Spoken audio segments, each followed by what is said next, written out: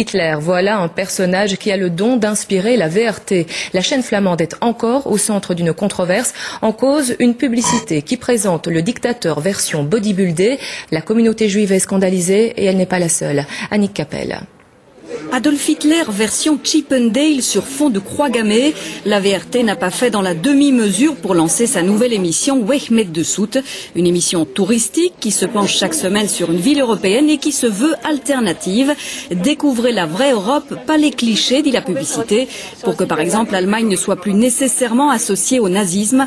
Dans la communauté juive, c'est l'indignation. Il s'agit là d'une banalisation de la Shoah. Avoir utilisé ce genre d'iconographie avec des relents humoristiques, introduire l'humour, si vous voulez, dans cette page de l'histoire, c'est quelque chose qui est très mal vécu par beaucoup de personnes. Contactée par nos soins, l'ambassade d'Allemagne prend elle aussi position. Ce type d'utilisation inflationniste de symboles nazistes ne correspond pas à la tenue, la position, au respect qu'on doit à la mémoire. Il y a un mois, la VRT avait déjà défrayé la chronique après avoir annoncé puis finalement annulé une émission consacrée aux plats préférés d'Hitler. 2 incidents donc et qui ressemblent fort à de la provocation. La VRT s'en défend par voie de communiqué.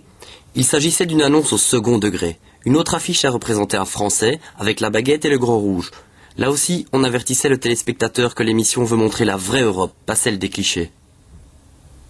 Si le Vlaams Belang ou le Front National avait recours à ce même genre de méthode, ils auraient déjà été condamnés depuis bien longtemps. Le CCOJB a donc déposé plainte auprès du Centre pour l'égalité des chances. Oui, notez qu'un porte-parole de la VRT annonce que cette publicité ne sera plus diffusée.